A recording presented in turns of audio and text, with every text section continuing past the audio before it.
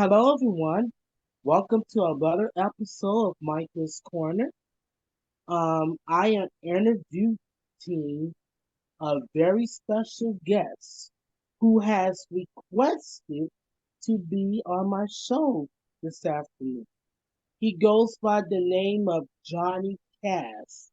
But before I talk to him and ask all my questions and whatnot, um, don't forget to follow me on social media.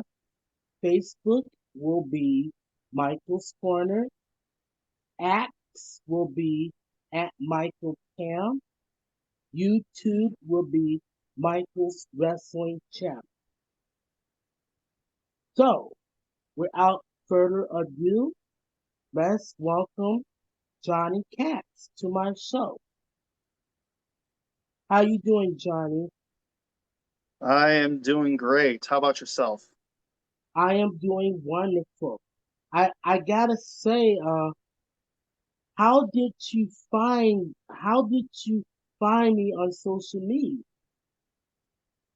I'll be honest, the first video I've seen of you interviewing wrestlers was the video where you interviewed my trainer, James Jeffries. And I thought that was a really cool video. And at the time when I saw that, I knew I wanted to be interviewed by you sometime down the line because I was still a little bit of inexperienced at the time as well. Um, so now that I feel like I've been in the business now for 2 years, and now that I feel like I've got enough matches under my belt and experience doing interviews online, such as this one right here, I felt the time was ready for me to reach out to you and let you know that I was interested in coming on to your channel.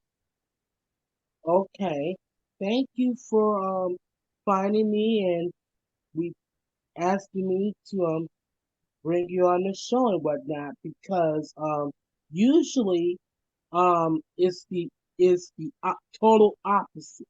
I would ask wrestlers if they are interested in being on Michael's Corner and whatnot. So I kind of flattered that you reached out and you asked me to bring you on the show and whatnot. So can you tell everyone where you're from? I am from a small town in Iowa called Dubuque. It's right on the borderline of Wisconsin and Illinois. So, technically speaking, if you wanted to visit three different states in less than a half hour, you could. That's how close all the borders are. Oh, okay. So, all right. Now, with that being said, now I'm going to get to the get to the question because usually, like, I start out asking all the wrestlers this question, and that is, how did you get your start in wrestling? Um, as in, like, what caught my interest in wrestling? Yeah, it could be any. Yep, yep. Okay. It started out when I was about 4 or 5 years old, back around when SummerSlam, I believe it was SummerSlam 91 or 92, when Ultimate Warrior and Hulk Hogan were being featured on that show. And it was also the pay-per-view where Miss Elizabeth and Randy Savage were getting married. And I'll tell you what, at the end of that by the end of that pay-per-view where they were having the reception and Jake the Snake gave them a present for their marriage, and it turned out to be Damien the Snake, that scared the heck out of me.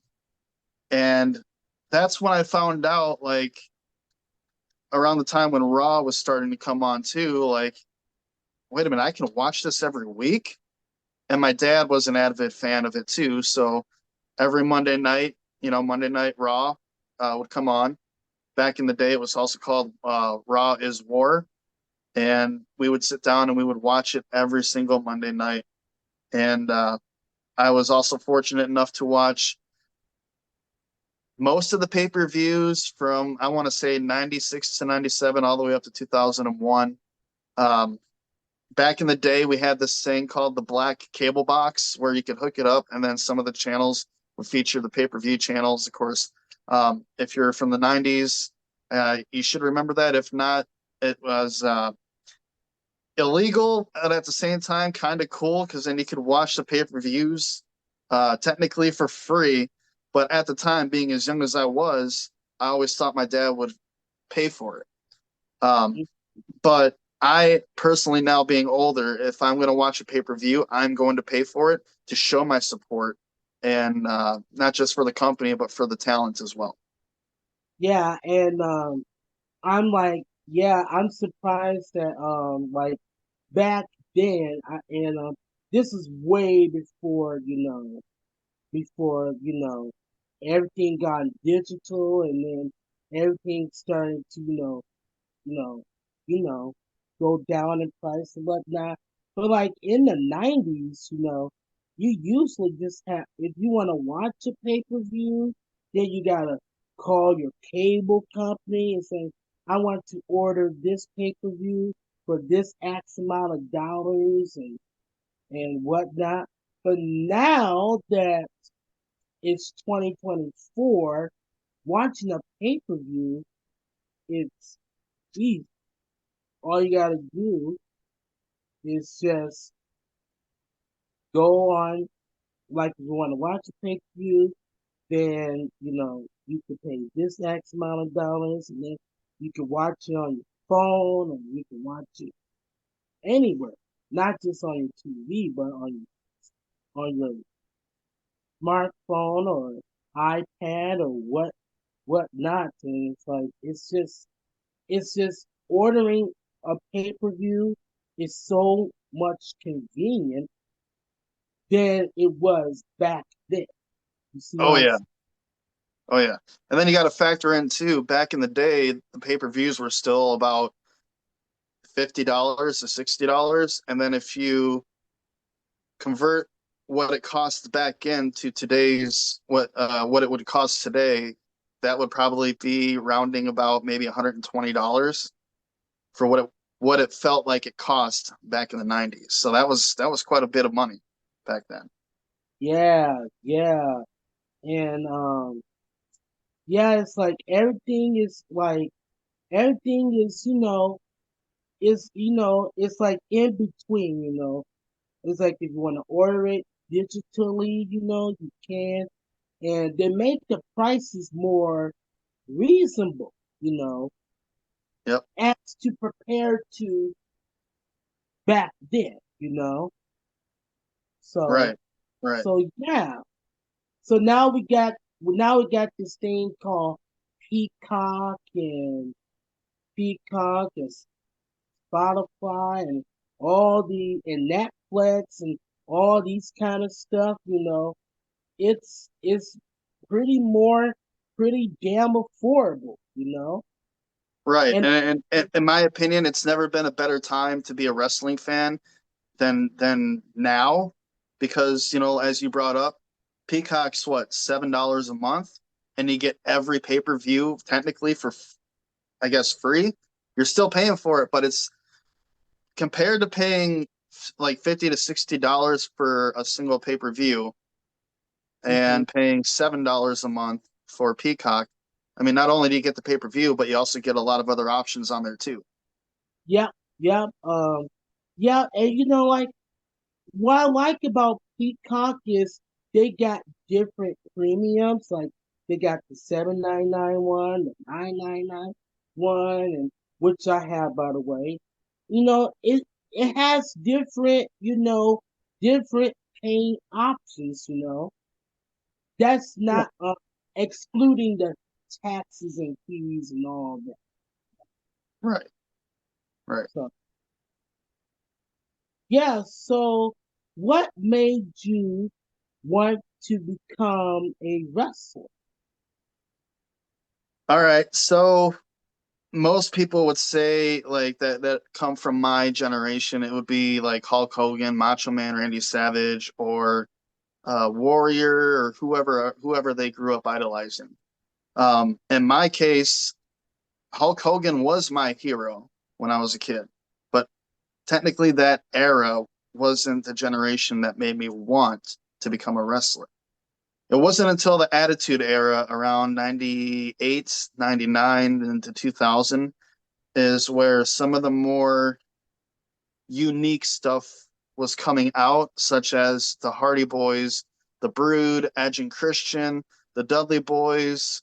Too Cool was starting to form as well. And it was like, it was showing the more going from the cartoonish style product that they had and bringing it into this more cooler, appealing to the teens and adults, trying to gain more viewers that way.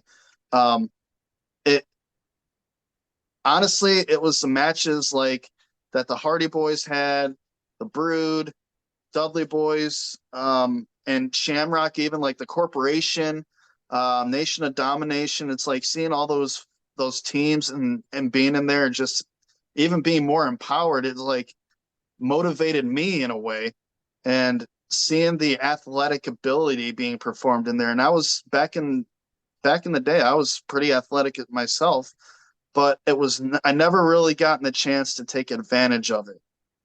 Although I really wanted to, but due to my upbringing, I was a little bit limited on what I could do.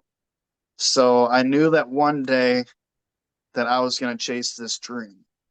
And the I would say the one thing that inspired me most to want to become a professional wrestler was there's no other way around this. It was the Attitude Era.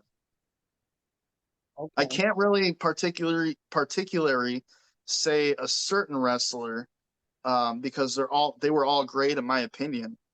So I'll just say that it was the Attitude Era that kind of ushered me in to garner that interest into wanting to learn how to do all that stuff.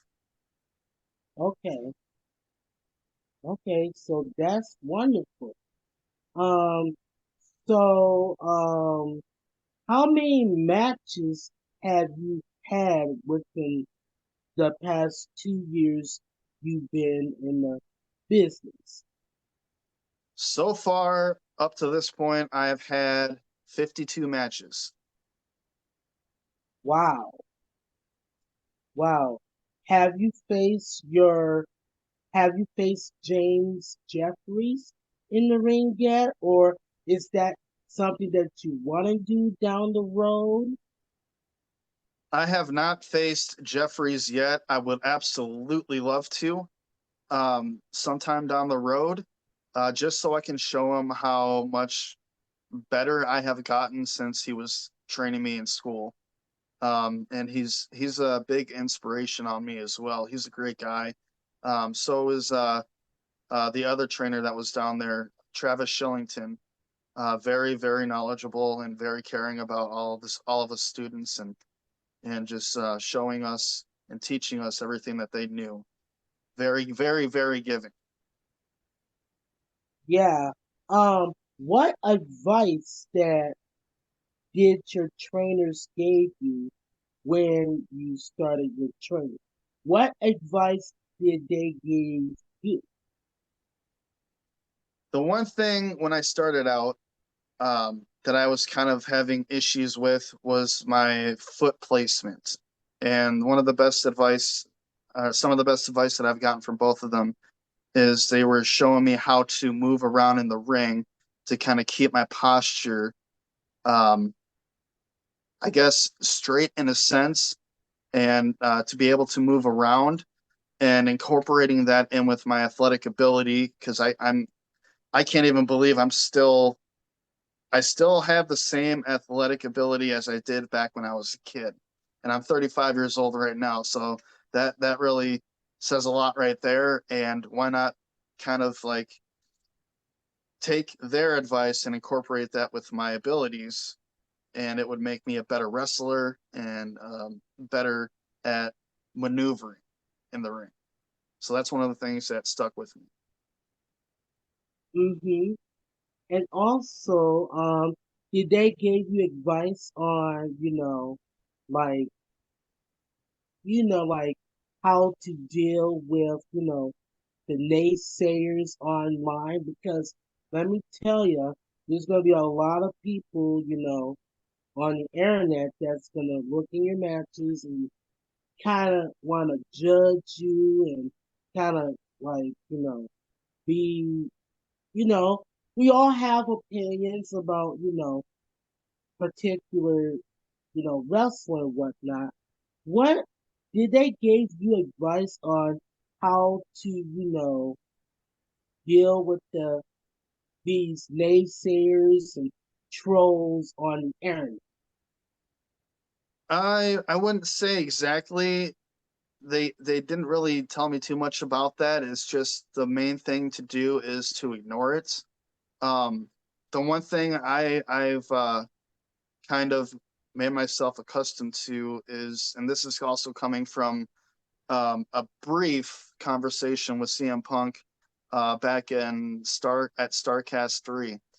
Because I've also asked him when I went to go meet him, what are some of the things that I should look out for? Because at that time at Starcast, I was, seriously thinking about going into pro wrestling. And the thing with me and internet trolls and people that talk a bunch of crap about the way I perform, the way I move, the way I look, all of that doesn't really matter to me. Everyone's entitled to their own opinion. As long as they're talking the way that I see it, as long as they're talking about me, I'm doing my job, whether it's either they're talking good or bad. And secondly, as long as I impress my trainers and the people that also spend a day teaching me in the ring at seminars such as Bully Ray, um, the franchise Shane Douglas, D'Lo Brown, Too Cold Scorpio, etc. The people that I've been in the ring with, just to train for a few hours. As long as I impress them, that's all that matters. I mean, everybody else, if they um, want to critique the way that my unique style in the ring, that's fine. I mean, I don't really let it bother me because at the end of the day, as long as I'm out there performing to the best of my ability, I mean, that's all that really matters. And as long as a promoter that I am wrestling for is happy, that's it. Okay, that's one way of put it and whatnot. Um, if it were up to you, who do you want to face in the ring next, if given the opportunity? Does that go for like WWE guys or independent wrestlers? Independent wrestlers. Okay. I would say I would like to face a man named Casey Jacks. He's also from my hometown and he's caught my eye, I would say, at like SCW shows, MCW shows, which is based out of Chicago, and just some of the other stuff he's posted on his YouTube channel. I do talk to him on a regular basis. He's a great guy. But when it comes to recently, when it came to him being in the ring, he was kind of a jerk. He likes to make fun of me a little bit because, I still play video games. I watch anime. I collect video games. And I mean, that's cool. I really don't care what he has to say about that, to be honest. But I would really I feel like he could push me to my limit, if that makes sense. Like, I feel like he's the one that could really take me to where I need to be. Hmm. So, in other words, you're saying that he brings out the best in you. Is that what you're trying to say? Yeah, I feel like he could. Yes. Okay. There's a lot of wrestler, and I believe he's in Iowa. Have you heard of JT Energy? Yes, I have. I've actually gave him a shout out on Facebook a while back. He was in my top 5 guys that I would love to face in a ring, and he actually shared it and also quoted, "Let's make it happen." But I haven't heard back from anything on that yet. But I feel like as long as I keep grinding on the wrestling scene around the Midwest here, um, I'll get noticed enough to where they would probably be interested in having us go one on one. Yeah, because I have interviewed JT Energy on a couple of occasions. I Wow, interviewed, and that's really cool. the he's a standout guy, you know. And yeah, as long as you work hard in the ring, get your training to where it needs to be, and then because you never know, you might even get in the ring with him, and I might even watch that on YouTube, because Yeah, I that would keep be an awesome. eye on things like that, you know. So now let's talk about your favorite hobbies that you like to do when you're not wrestling. You are a you like to play video games, right? Yes, I do. Is there something, Johnny? I love to play video games as well. I'm a gamer too. I like to play a lot of wrestling games. Hmm. I do too. I always bring it back to the N64 era of video games when it comes to wrestling, just because that's the most fun I've had.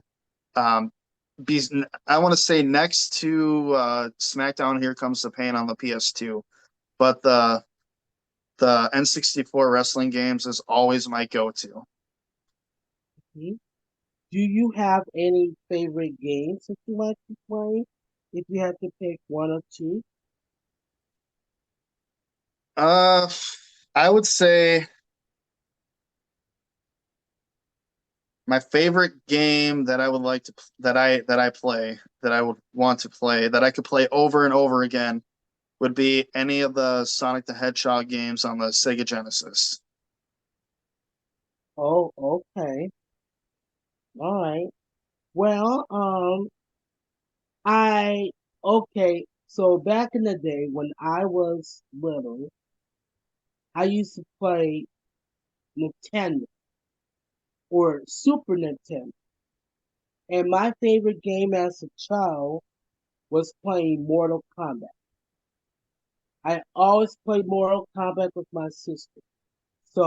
And I always beat my sister and my brother. And if I lose a fight, have, then I get mad and angry and but not cussing them out. Then my mom want us to put the game away because Michael's mad about losing, blah blah blah blah blah. But yeah, I like playing the Mortal Kombat game on the Super Nintendo. And when I got my first PlayStation, and this was PlayStation 1, my first game was WCW Nitro. And that was my first wrestling game on PlayStation. And I gotta tell you, the changes the wrestling video games have involved. It's like the graphics are improving each and every time I get a wrestling game. Like it's from like, you know, they went from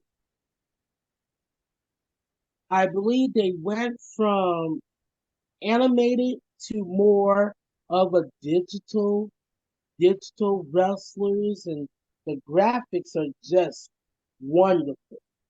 And seeing the major improvements, it makes me want to play. It's a good time to become vi- a gamer, a video gamer. Right. So, I got something really cool to show you. It's not the Super Nintendo version, but um, one second.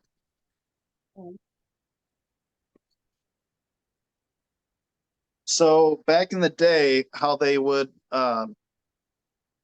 make the Mortal Kombat games as realistic as they did something called motion capture, and they Midway was based out of Chicago, so they hired locals there to come in and do the motion capture for the games, as well as the sprites, which is technically the characters. And years later, they found out that there's gaming conventions, and one that I've been going to every year since 2019. These group of guys were there. So of course, I had to bring up my Mortal Kombat game and have them all sign it, which is the Mortal Kombat 2. So they all got their Oh, signatures on it. mm-hmm. Yeah, I remember that local Mortal Kombat 2. Oh yeah. Yeah. And the guys that were there were really nice. And they actually take the time to actually talk to their fans and what they had to go through and how long it would take for them to do like certain moves. And it was just an amazing, it's inspiring too. When I Yeah. was a kid, when I was a kid, I've always wanted to have something to do in the wrestling business or the gaming industry. Um, I am very fortunate enough now to say that I have something to do with not just one, but both. Yeah, and I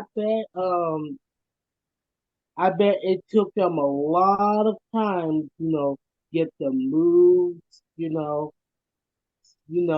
and everything is like now they now like now these days they are in depth of how the video game is made and how the mo they take us inside of how they do the moves and moat caps and oh my god, I can imagine that must have take them all day and throughout the evening to get the moves set up and everything. Right. So you gotta give the shout out to them, because people don't know how how hard it is to make a video game because they gotta do all of this, they gotta do this, they gotta do that, they gotta do this X amount of hours, even at nighttime. So like if anybody who decides to badmouth a video game, like if this didn't turn out the way you wanted, there's a story behind it. There's two sides to the story that some fans just don't know, you know? Right. You know Right. what I'm saying? Right. But yeah, like you were saying before, like with how video games have evolved so much with tech, along with technology, it's like they're becoming more and more realistic to the point where within the next 10 years, we're gonna see the best. I believe we're gonna see the best that gaming has to offer, and it's just gonna keep progressing on from there. And it's gonna become more lifelike. It's gonna become more enjoyable. And if you remember back in the day too, they were trying to ban video games from not just everywhere else, but households as well. But at that time, now that we have more of an understanding of what gaming can be, for me, I didn't really have the best upbringing, so video games kind of took me out of my reality and took me into this fantasy world to where I could be a hero, to where I felt I could be something. You know what I'm saying? Like it was good for my mental health. Um, and that's where I bring in wrestling and video games and kind of mash them together. And when I got interviewed on Busted Open on Sirius XM, I explained to them how my character is. And my character is pretty much like kind of like a video game character. He sees wrestling as like a live action video game because if you think about it, you know what an RPG is? No, I don't. Role playing game. Oh, yeah, Yeah, yeah. kind of. So it's pretty much when you're going through the process of getting training, you're going through the process of creating a wrestler. And you have to come up with your move set, you have to come up with certain characteristics, the attitude, and everything. And then once you graduate to school and you go out, you have to start your adventure. And you have to gain certain levels to be good, to be considered good. So every match is like a battle in a sense, kind of like in an RPG, and you level up. You become that much better than you were the last time you were in a ring, and you gain experience. So that's where Johnny Cass sees the wrestling world kind of like as a live action video game. And ever since I've been portraying that, I've had, you know, not just kids come up to me and tell me that I was their favorite or that they like video games too, or even wanting to play a video game with me, but the same with adults as well. Every single piece of my gear represents something pop culture related from the 80s or 90s or 2000s that has inspired me. And in an upcoming event in April at the Midwest Gaming Classic, I am scheduled to wrestle.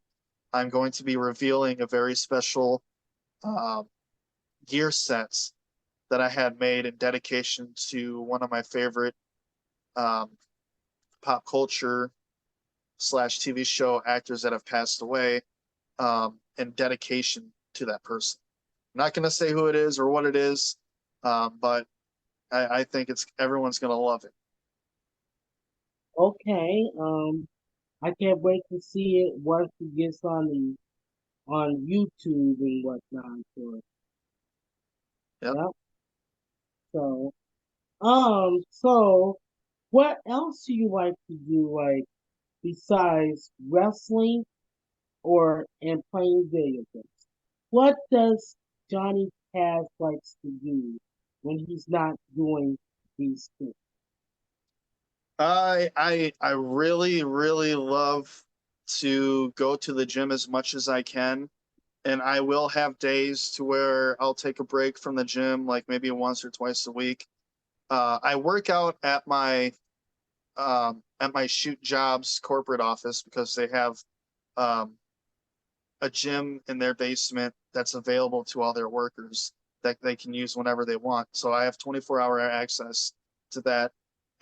So I usually work out there and then I go over to my local YMCA to finish my workouts because they have certain equipment there that they don't have at the corporate office. And I absolutely love to take advantage of the sauna that they have and the hot tub that they have at the Y. I believe that it revitalizes my body to be more um, recover more better than I would if I were to just come home and take a shower after my Oh, workouts. oh, okay, all right. I get, I bet that's a good hobby to do. You wanna if you wanna improve in the ring, it all starts out with work working out and being the best shape possible.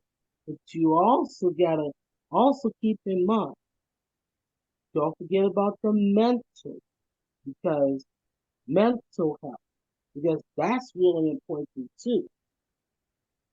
Oh yeah, oh yeah, it is, and that's why I like to sometimes I'll take a day to where I just say to heck with it and I'll go to the Y and I'll just sit in the sauna for about 20 minutes to a half hour and then I'll just hang out in the hot tub and I'll have my earbuds in and I'll just relax and listen to music, take time for myself because I believe that everybody needs to take time for themselves. just to kind of make them a little bit happier. You know what I'm saying? Because the way I see it, if you can't be happy yourself, then you're not gonna be able to make anyone else happy that's around you. That's right. You must be reading my life lessons that I post on Facebook every every day and night. I Mhm. do. I do. Yes. Yep. I be posting them like, and I be getting a lot of likes sometimes, And someone told me suggest that I keep doing them, which I am. That's right. And you should keep doing them because you never know when that one person that'll come across that actually needs to hear that. And then eventually they'll reach out to you and say, thank you for posting that. I really needed to see, or I really needed to see that or hear that from somebody because you never know what someone, could be going through. hmm And that's what I said to myself. If I can, if I can turn somebody else's life around, then I'm doing my job. I did my job as a human being. If I can change one person's life at a time, then I did my job as a human being, not just as a person, but as a human being. Right, right. So, do you have any events that you're going that is coming up? I do actually. I will be at the Blizzard Bash in Owen, Wisconsin at the Owen Withee High School next Saturday, which is the 17th. Um, I will be facing a guy named I can't remember the first name, but his last name is Klein. I apologize for that. I was just told about this a couple of days ago. I think it's Nico Klein or Oh, something along those lines. oh, Um, he's I was told he's kind of arrogant and very self-absorbed. So I mean, I see that as kind of an opportunity to maybe try, and that's the best thing about this business too, is that when you face someone that's like that, that goes up against someone like me, there's always that opportunity to kind of talk to him and try to figure out why he's like that. Maybe to be an inspiration to turn him around a little bit, not to be um, as mean as they could be. And I feel like I've done that with one person so far, at least one person. okay. In other words, you're saying let's make an example out of it. Is Yes. that what you said, right? I'm a firm believer in no matter how bad somebody is, if they can be that bad, then they can be just as good as they were when they were bad. And it's going to take something to make them realize that, and what that something is, if whether I can help them realize that or not, that's one of the best parts of being, being who I am. And that's a part of who Johnny Cass is as well. But if there's people out there that have talked a lot of crap about me before and talked a lot of game out of their mouth, and um, I've ended up proving them wrong. I want to say about 55 to 60% of the time. Okay. Yeah, and like I mentioned earlier, sometimes the best thing to do is block all the hates, because at the end of the day, people will judge you anyways. So take my word on it, because I've been involved. I've been in the wrestling business for like 10 years, and let me tell you. I've seen a whole lot of crap. So, and you just gotta, I said this to all the wrestlers who I interviewed, always be careful who you associate because you never know. They might stab you in the back at the end of the day. And that's what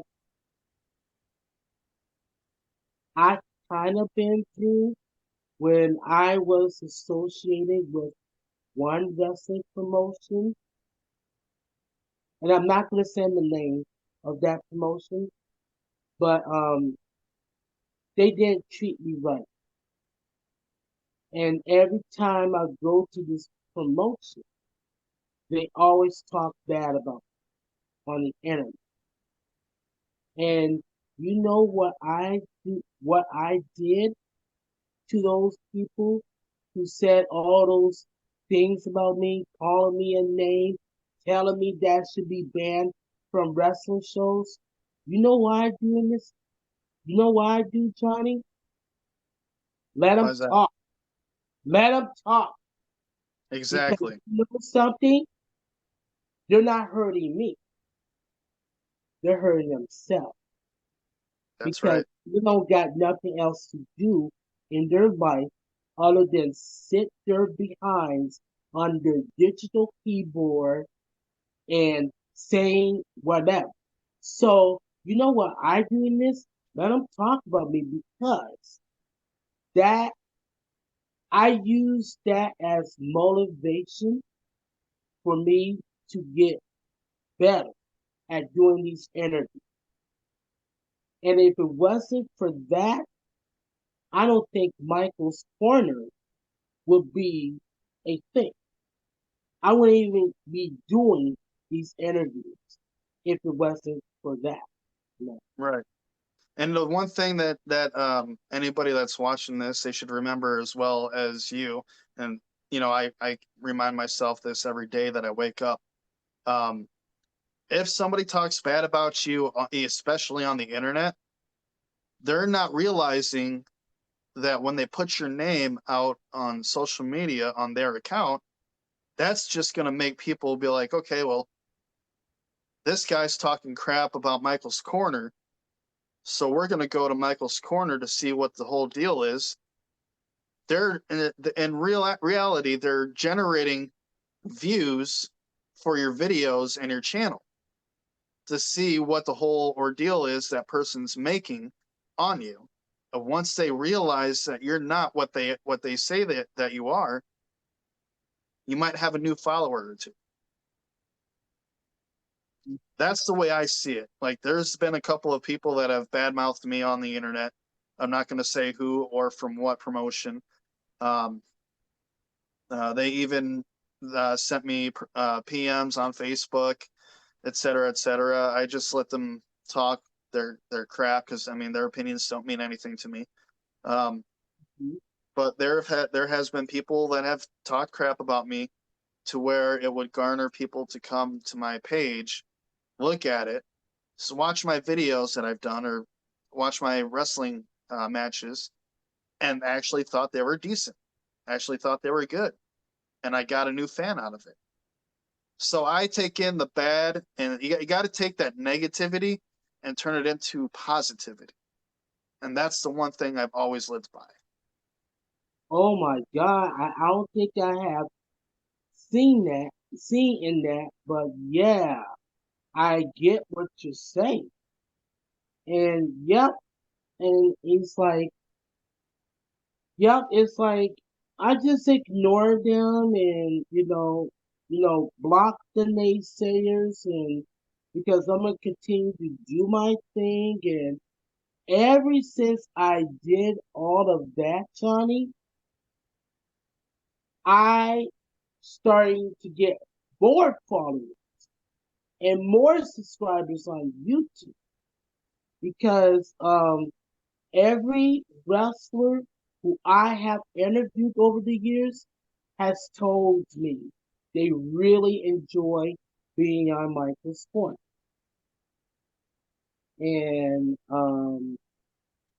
I try my best, to stay professional and whatnot.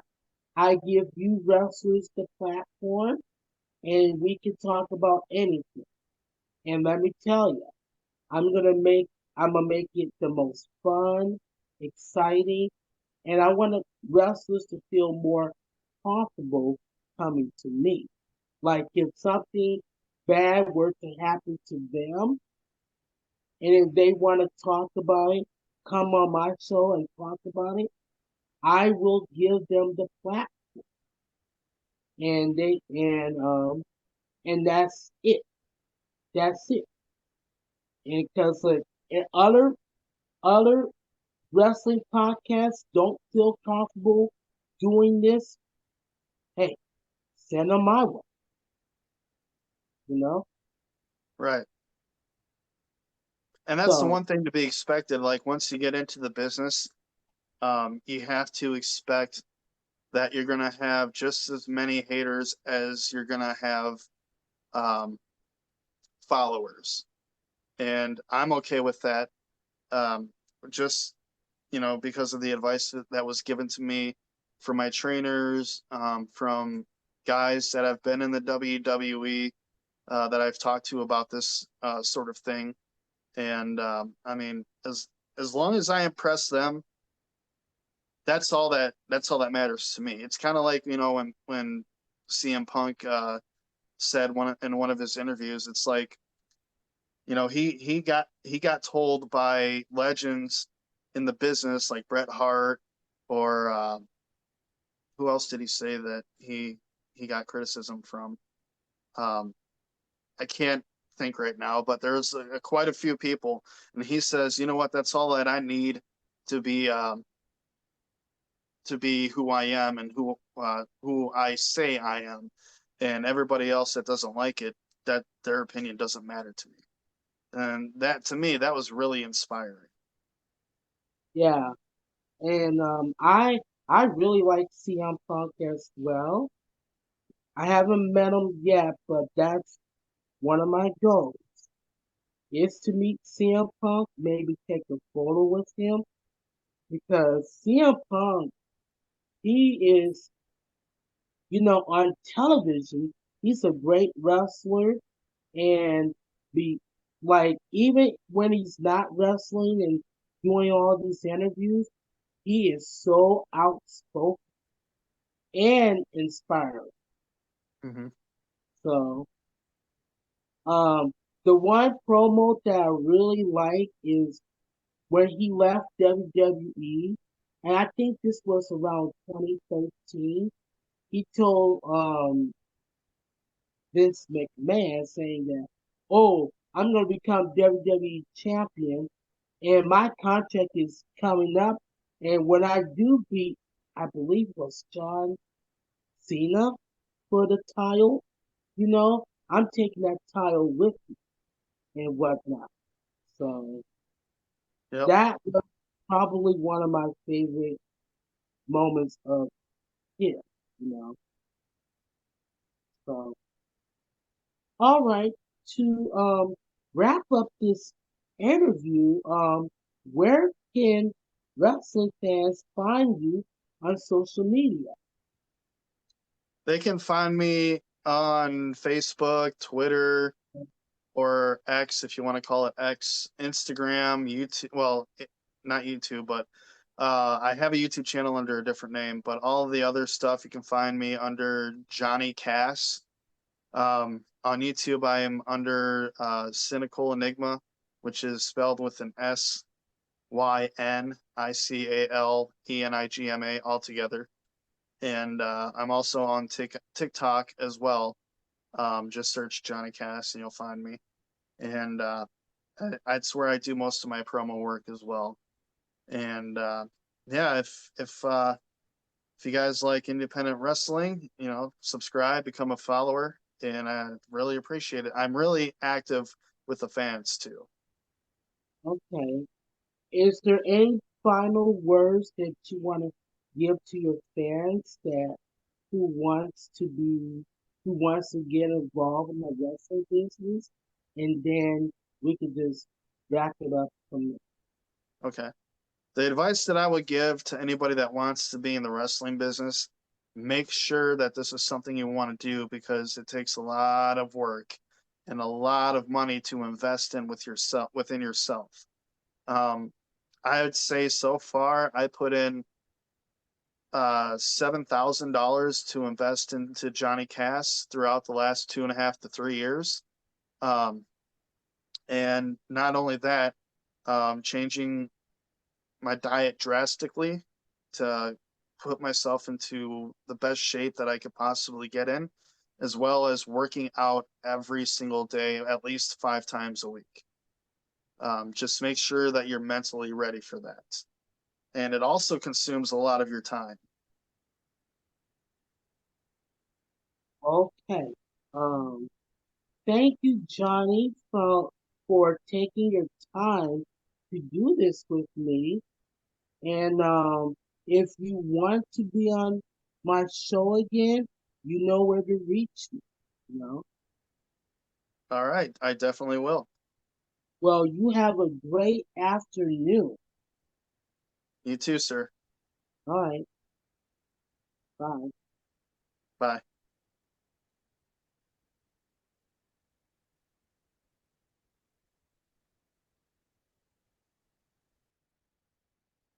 So, what a great guy this Johnny Cass is. Um, that was a wonderful interview. Great guy and whatnot. So, okay. Well, that's about does it for this episode of Michael's Corner. Um, just got you guys know the drill. Let me know in the comments on social media of what you think about this interview. I love hearing feedback from you all. You know, that's the reason why I like to do this because I love feedback. Okay, well, you guys take care, and I'll see you guys in the next episode of Michael's Corner.